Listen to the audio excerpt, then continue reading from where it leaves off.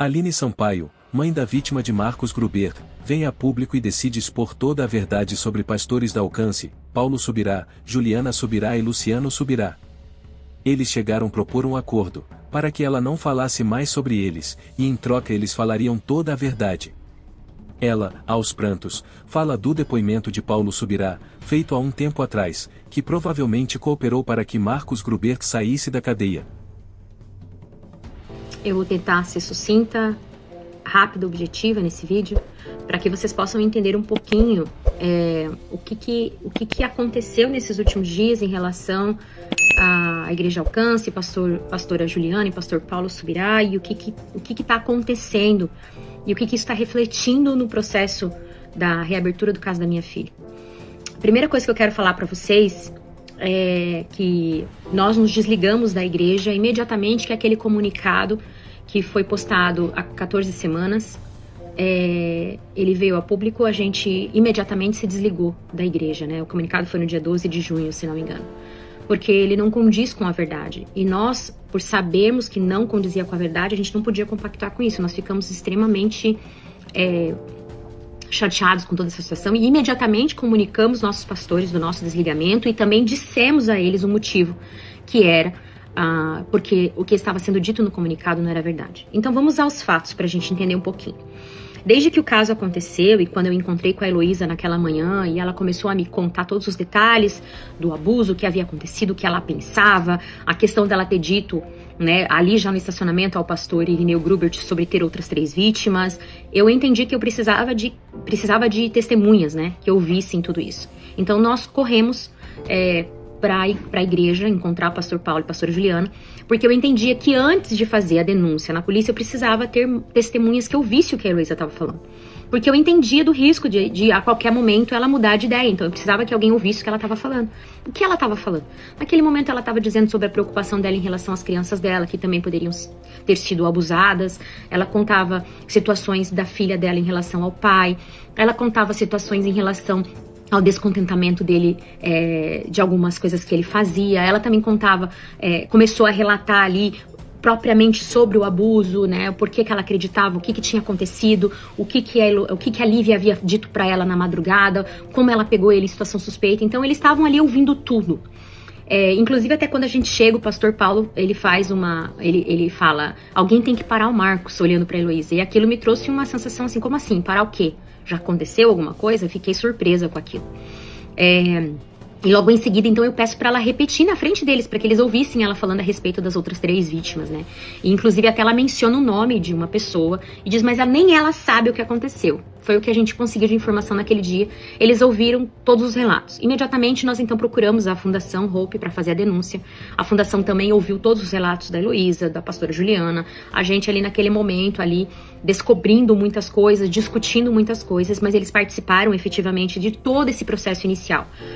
A gente foi muito bem atendido ali naquele momento. O fato é que conforme os dias foram passando, eu percebi uma tendência dos pastores em sempre estar mais no apoio da Heloísa do que no nosso apoio. Alguns sinais foram dados e eu vou dizer algo para vocês assim bem no início. A primeira situação é que a pastora Juliana disse que iria nos acompanhar na primeira audiência, 26 de maio, mas quando ela entende que a Heloísa não vai, ela também não vai e também não me avisa que não vai. Isso me causou assim, fiquei muito chateada. Outra situação também é que eu fico sabendo, né, que a Igreja Alcance está trazendo uma pessoa de Curitiba para dar todo o suporte para Heloísa, com as custas pagas pela igreja, e que o próprio pastor Paulo estaria cancelando algumas agendas e entrando em contato com alguns contratantes, né, fazendo esse apoio para Heloísa, né.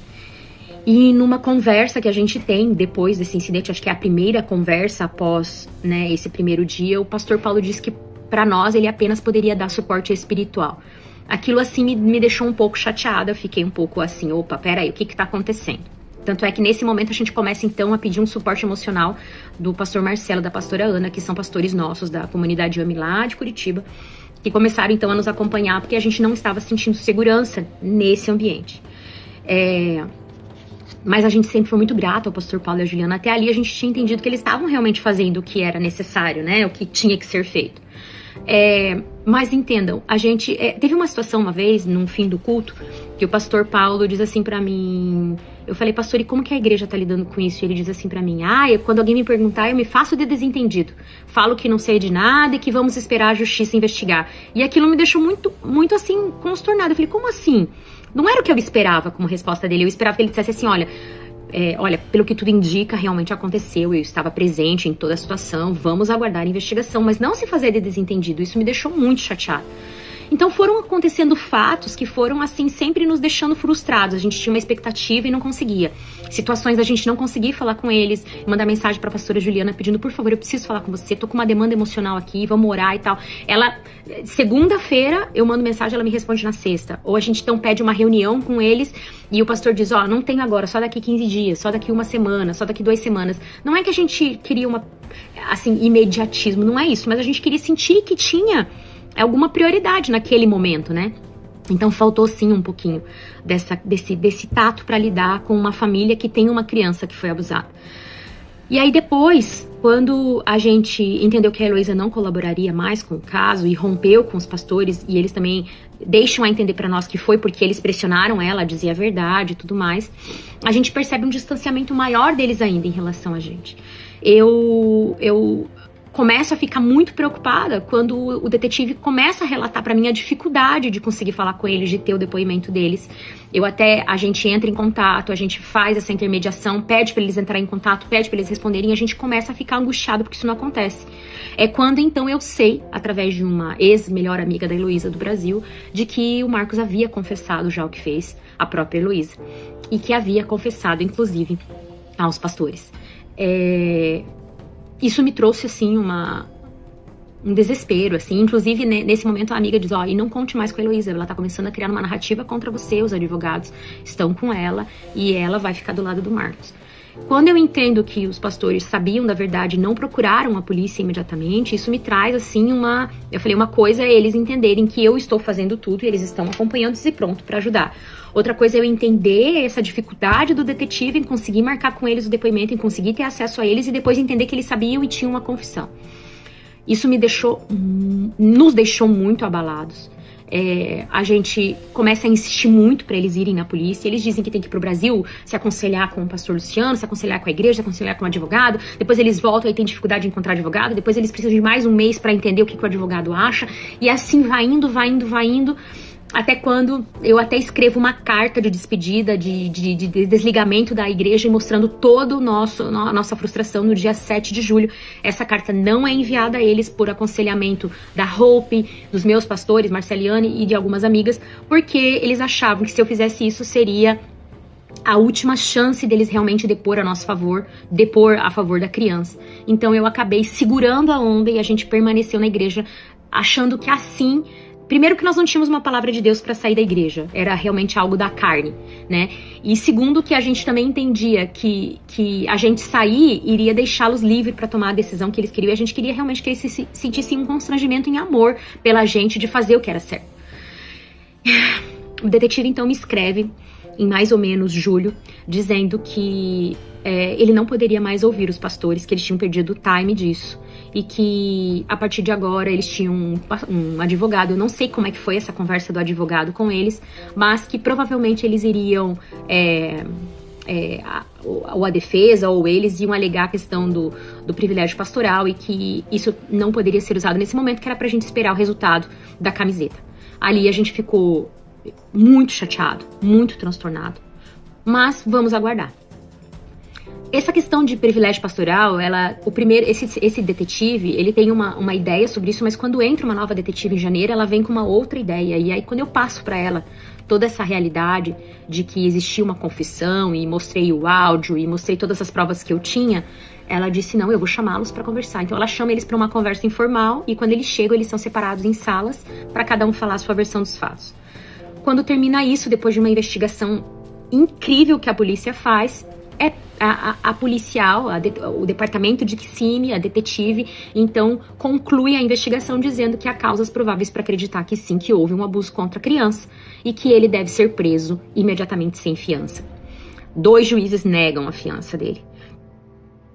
Eu não sei, eu tô ali acreditando que pastor Paulo e Juliana falaram a verdade naquele depoimento. Eles me mandam mensagens dizendo, depoimentos recolhidos, justiça será feita, a verdade sempre e tal. Eu Gente, de verdade, eu acreditei mesmo.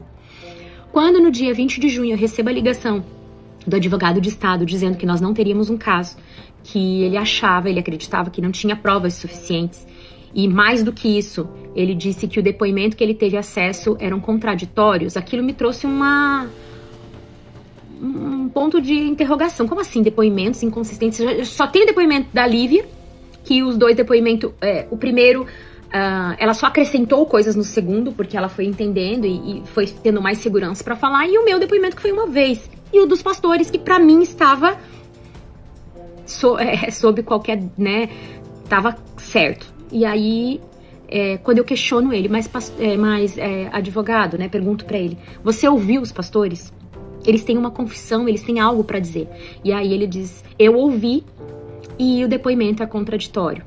Eu falei, aquilo me trouxe uma sensação assim de decepção gigante.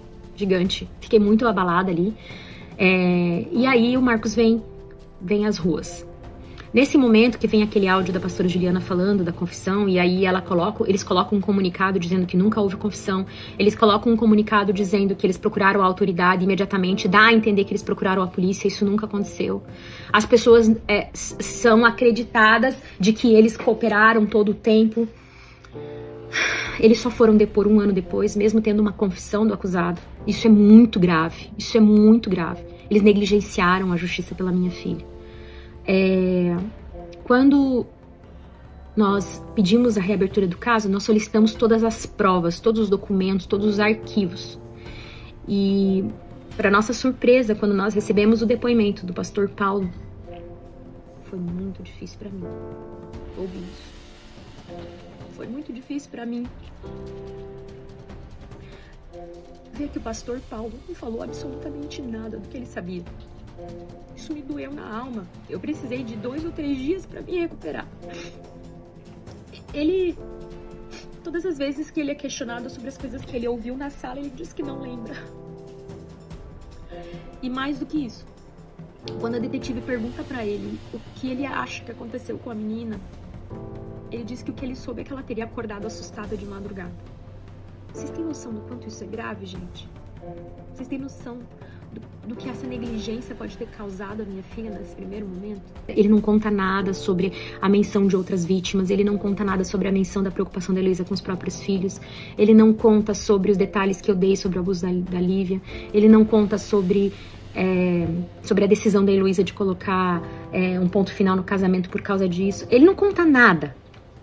Eu fiquei muito chocada. E quando a gente vê o depoimento da pastora Juliana, ela muito superficialmente fala, mas fala mais que o pastor Paulo, e ela diz que ele confessa, né, que entrou no quarto da criança às 3 da manhã, o que ele teria feito dentro do quarto. Ele confessa que ele fala dessas coisas, né? Não posso entrar muito nos detalhes, mas ele fala coisas que colocam numa situação extremamente delicada, e já era suficiente, o que eles ouviram dele era suficiente para eles terem procurado, chamado a polícia imediatamente. E agora, a gente ainda entende que isso pode ter influenciado diretamente a decisão do advogado de Estado de não manter a prisão do Marcos e não abrir um caso, porque eles se contradizem completamente. O que eu quero dizer a vocês é que há mais ou menos 2 meses nós fomos procurados pelo advogado dos pastores pedindo que eu não falasse mais mal deles nas redes sociais, não falasse da Alcance, não falasse do pastor Luciano, que isso estava trazendo um prejuízo à reputação deles, trazendo um prejuízo à igreja, e que em troca disso os pastores estariam dispostos a falar toda a verdade. Como eu não estava assinando nenhum documento, naquele momento eu achei válido a gente aceitar isso. E o meu advogado falou, Aline, eu acho que é válido, vamos fazer. Mas desde então, ele tenta marcar esse depoimento, ele tenta fazer isso acontecer e isso nunca acontece. E para nossa surpresa, na semana passada, ele entrou em contato dizendo que teria que mudar o acordo e que outras coisas deveriam ser aceitas da minha parte para que isso acontecesse. E eu teria que assinar um documento. Eu disse imediatamente ao meu advogado que eu não aceito. Eu não vou assinar documento algum. Eu não vou mais deixar de falar a verdade. E a verdade, ela tem que ser dita, sem nada em troca. A verdade tem que ser dita para ser feito justiça pela minha filha. Então eu venho aqui fazer um apelo a vocês, novamente, falem a verdade. Falem o que vocês sabem, o que vocês ouviram naquele dia, o que vocês ouviram da Heloísa. Falem a verdade. A minha filha está esperando por justiça. Não adianta a gente ficar falando aos 4 cantos do mundo, eu estou com a família, eu estou do lado da verdade, eu estou à disposição da polícia, quando isso não é verdade. Isso é uma preocupação com reputação. E o que nós precisamos agora é a atividade. A gente precisa fazer algo prático e não apenas falar. E a Lívia está aguardando por justiça e eu vou estar aqui com ela até o fim. Eu não vou ser manipulada para que eu tenha acesso à verdade. Nós soubemos que o meu advogado tentou questionar essa questão do porquê que eles não querem refazer o acordo e diz que essas ordens vieram da Igreja de Curitiba e do advogado de Curitiba. Eu também queria mencionar que um advogado foi enviado da Alcance Curitiba até Orlando e esteve na fundação, onde ele fez um apelo à fundação que parasse de repostar matérias que falassem a respeito da Alcance ou dos pastores, e que ele podia garantir a Hope and Justice que o pastor e a pastora falaram toda a verdade no depoimento. E a gente ali ainda não sabia de detalhes, mas a gente sabia que não tinha sido falado a verdade. E a gente rebateu e ele prontamente falaram tudo, e agora vem à tona a verdade. E a gente tem acesso à verdade. E a verdade é que não foi feita justiça pela Lívia. Que as pessoas estão preocupadas com sua reputação, preocupada com placa de igreja, preocupada com ministério, mas não estão preocupadas em falar a verdade, porque isso pode lhe custar. O que pode lhe custar? Eu acredito que existe uma preocupação em relação, se eu falo a verdade agora do que eu soube um dia depois ou 2 dias depois do abuso, eu posso ser, cobrado da justiça, porque eu não fiz isso de forma imediata, até porque isso é uma das funções, que cabe a líderes religiosos.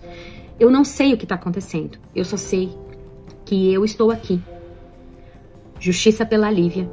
Nós não vamos desistir dessa causa e Deus está conosco nisso. Registre aqui nos comentários sua opinião sobre este caso. Se inscreva, curta e compartilhe. Que Deus te abençoe. E até o próximo vídeo.